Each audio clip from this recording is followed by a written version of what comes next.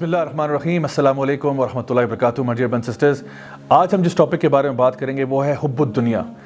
نبی کریم صلی اللہ علیہ وسلم کی ایک حدیث ہے کہ آپ نے صحابہ سے یہ بات ارشاد فرمائی کہ ایک وقت ایسا آئے گا کہ پوری دنیا کی قومیں تم پہ ایسے ٹوٹ پڑیں گی جیسے بھوکے دسترخوان پہ ٹوٹ پڑتے ہیں.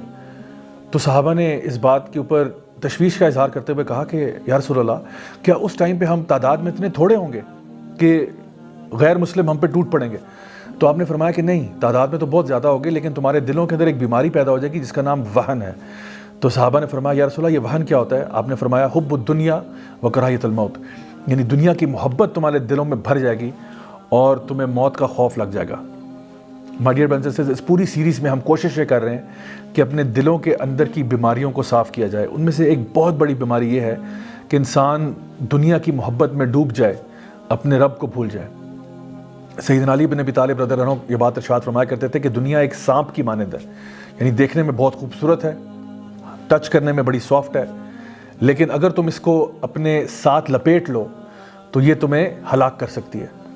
تو دنیا سے دور دور سے محبت کرنا تو ٹھیک ہے، لیکن جب انسان دنیا کی محبت میں ڈوب جاتا ہے تب وہ نہ ادھر کا رہتا ہے نہ ادھر کا رہتا ہے.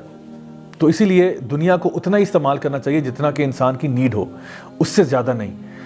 نبی کریم صلی اللہ علیہ وسلم کی ایک حدیث ہے، حدیث قدسی، جس میں یہ بات ارشاد فرمائے گی کہ اللہ کے نزدیک اس دنیا کی حیثیت جو ہے وہ ایک مچھر کے پر کے برابر بھی نہیں ہے. ایک اور روایت میں نبی کریم صلی اللہ علیہ وسلم ایک دفعہ کہیں سے گزر رہے تھے تو آپ نے وہاں پہ ایک مری ہوئی بکری کو دیکھا. اب وہ بکری مری ہوئی ہے اور مری بھی کسی بیماری کی وجہ سے. تو آپ نے صحابہ سے پوچھا کہ تم میں سے کون اس کو خریدنا پسند کرے گا؟ صحابہ نے فرمایا یا رسول اللہ، یہ تو اگر زندہ بھی ہوتی تو ہم اس کو خریدتے نا، کیونکہ یہ تو کسی شدید بیماری سے مری ہے. تو آپ نے فرمایا کہ اللہ کے نزدیک اس دنیا کی ویلیو جو ہے وہ اس مری ہوئی بکری سے بھی کم ہے. اور سوچئے یہی وہ دنیا ہے جس کے پیچھے ہم بھاگ رہے ہیں، دوڑ رہے ہیں. اس کی مثال کچھ یوں ہے کہ اگر ایک شخص جو ہے وہ کسی ٹوٹے پھوٹے مکان میں رہتا ہو اور اس کو بیچارہ پنجرے میں بند ہو اس مکان میں، اور اس کو باہر نکلنے کی اجازت بھی نہ ہو، اور بس دن میں ایک دفعہ کوئی شخص اس کو ایک ہڈی ڈال کے آ جائے کرے، اور وہ اس ہڈی کو جب دیکھے تو اس کو کھانا شروع کر دے اور کہے واہ واہ مجھے تو دنیا کی ہر چیز مل گئی. اور دوسری طرف ایک باغ ایسا ہو جہاں پہ زبردست قسم کا لان ہے اور وہاں پہ طرح طرح کے کھانے مل رہے ہیں اور وہاں پہ لوگ ہنسی مذاق کر رہے ہیں اور ایک انجوائمنٹ کا سما ہے اور جوائے رائڈز ہیں اور ڈفرینٹ خوبصورت چیزیں جس کی طرف لوگ اٹریکٹ ہوتے ہیں وہ ہیں. اب یہ شخص جو ہے اس کو اگر تھوڑی دیر کے لیے یہ منظر دکھا دیا جائے تو یہ بیچارہ شاید شرم سے مر جائے کہ میں تو کس کوٹری میں رہتا تھا، پنجرے میں بند تھا، ہڈی ملتی تھی دن میں، اور یہ لوگ جو ہیں اس خوبصورت باغ میں کیا کچھ کر رہے ہیں. تو یقین جانیے کہ جو اللہ تعالیٰ ہمیں چیز دینا چاہ رہے ہیں آخرت میں وہ بہت خوبصورت ہے، لیکن ہم لوگ اسی ہڈی کو لے کے بیٹھے ہوئے ہیں کہ ہمیں دنیا مل گئی تو سب کچھ مل گیا.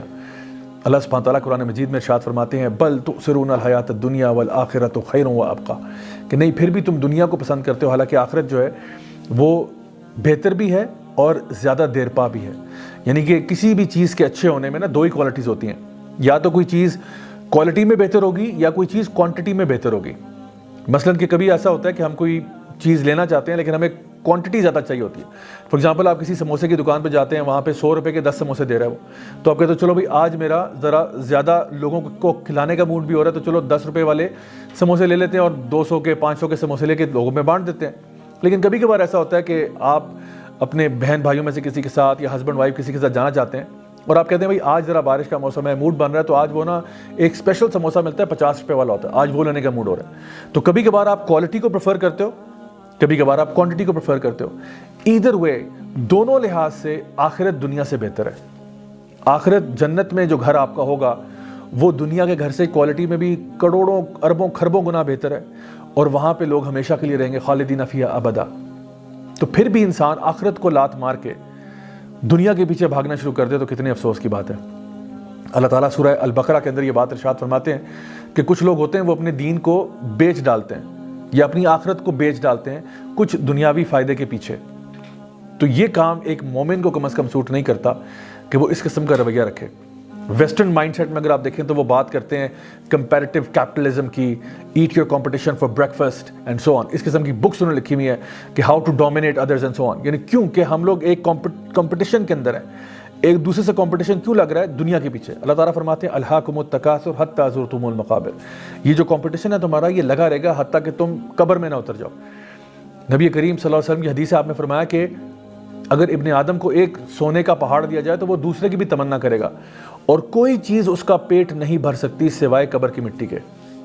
یہ جو انسان کے اندر ایک گریڈ پیدا ہوتا ہے نا دنیا کے پیچھے، یہ کبھی ختم نہیں ہو سکتا سوائے کہ جب انسان قبر میں جائے گا تو قبر کی مٹی انسان کا پیٹ بھرے گی۔ مائی ڈیئر برادرز اینڈ سسٹرز، پھر ایسا کیوں ہے کہ ہم لوگ دوسروں کے ساتھ کمپٹیشن کرتے ہیں دنیاوی فائدوں کے پیچھے؟ کس کی گاڑی اچھی ہے، اس کی اچھی ہے، میری بھی ہونی چاہیے، اس نے نیا جوڑا لیا میں نے بھی لینا ہے، فلاں نے موبائل فون لیا میں نے اس سے بہتر لینا ہے۔ یہ کمپٹیشن جو ہے نا یہ صحیح نہیں ہے۔ اگر آپ نے کمپٹیشن کرنا ہی ہے تو آخرت کے لیے کریں، اللہ تعالیٰ کی سے مغفرت کے لیے کمپٹیشن کریں۔ یہ کیا بات ہوئی کہ انسان چھوٹے چھوٹے دنیاوی فائدے کے پیچھے لوگوں کے ساتھ کمپٹیشن میں لگ جائے؟ ویسے بھی یہ بات جان لیں کہ آپ کا جو رزق ہے وہ لکھا ہوا ہے۔ نبی کریم صلی اللہ علیہ وسلم کی حدیث میں یہ بات آتی ہے کہ جب ایک بچہ ماں کے پیٹ میں ہوتا ہے تو فرشتہ آ کر اس کے رزق کا حساب کتاب کر جاتا ہے، کب اس کی وفات ہوگی، کیا اس کا رزق ہوگا۔ حتیٰ کہ ایک اور روایت میں یہ بات ارشاد فرمائے گی کہ انسان کو موت اس وقت تک نہیں آئے گی جب تک اس کو اس کے حصے کا رزق نہ مل جائے۔ ایک انسان جو ہے وہ اس کا رزق اسی طرح سے اس کا پیچھا کرے گا جیسے موت اس کا پیچھا کرتی ہے۔ کلو نفس ذائقۃ الموت، جیسے موت ہر انسان کو آنی ہی ہے، اسی طرح سے آپ کے حصے کا رزق آپ کو مل کر رہے گا۔ آپ نے صرف اتنی بس کوشش کرنی ہے کہ آپ کوئی حق حلال کا راستہ ڈھونڈ لیں اس رزق تک پہنچنے کے لیے، حرام نہ کریں، حلال طریقہ اختیار کر لیں اس رزق تک پہنچنے کے لیے، تو آپ کو مل جائے گا۔ تو جو چیز آپ کو ملنی ہی ملنی ہے اس کے پیچھے لوگ جو ہے وہ پریشان بیٹھے ہوئے ہیں، اور جو چیز آخرت کی ہے کہ آپ کا ٹھکانہ کہاں ہوگا اس کے بارے میں لوگ بے پرواہ ہیں۔ دنیا سے محبت کے بہت سارے سائیڈ ایفیکٹس ہیں، بہت سارے ایسے ایشوز ہیں جو ہماری لائف میں آتے ہیں۔ ان میں سے کچھ جو بدترین ایفیکٹس ہیں وہ یہ ہیں کہ دل سخت ہو جاتا ہے۔ جو انسان دنیا کی محبت میں پڑ جاتا ہے نا اس کا دل سخت ہو جاتا ہے، پتھر دل ہو جاتا ہے، اور علماء بیان کرتے ہیں کہ کبھی بھی اس کا اچھا انجام نہیں ہو سکتا۔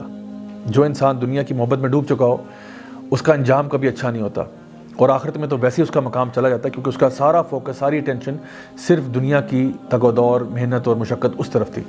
تو ہم لوگ اللہ تعالیٰ سے دعا کرتے ہیں ربنا آتنا فی الدنیا حسنہ وفی الآخرۃ حسنہ وقنا عذاب النار، کہ یا اللہ ہمیں دنیا میں خیر عطا فرما۔ ہم مسلمان ہوتے ہوئے یہ نہیں کہتے کہ یا اللہ ہمیں دنیا ہم سے چھین لے یا ہمیں دنیا میں برباد کر دے اور بس آخرت دے دے، نہیں، ہم کہتے ہیں ربنا آتنا فی الدنیا، یا اللہ ہمیں دنیا میں بھی خیر چاہیے اور آخرت میں بھی خیر چاہیے، اور ہمیں جہنم کے عذاب سے بچا لے۔ تو مائی ڈیئر برادرز اینڈ سسٹرز، اصل چیز مانگنے والی وہ ہے ہی ہے۔ قرآن مجید کی دعائیں کتنی کمپریہنسو ہیں، اور کبھی آپ اس پہ غور کریں تو ہم یہ چاہتے ہیں کہ یا اللہ ہماری دنیا خیر سے گزرے، ہم لوگ جو ہماری نیڈ کی چیزیں ہیں وہ ہمیں مل جائیں، اور سب سے بہتر بات یہ کہ ہماری آخرت سنور جائے۔ آخر میں آپ کو یہ بات بتاتا چلوں کہ ہمارے علماء یہ بات کہا کرتے تھے کہ دنیا کے لیے اتنی ہی محنت کرو جتنا وقت تم نے دنیا میں گزارنا ہے، اور آخرت کے لیے اتنی ہی محنت کرو جتنا وقت تم نے آخرت میں گزارنا ہے۔ تو دنیا میں میکسیمم ہو بھی گیا تو 100 سال تک آپ زندہ رہ جائیں گے، لیکن آخرت تو ہمیشہ ہمیشہ کے لیے۔ ذرا سوچئے گا اس کے بارے میں۔ انٹل نیکسٹ ٹائم، دس از می راجہ ضیاء الحق سائننگ آف، والسلام علیکم ورحمۃ اللہ وبرکاتہ۔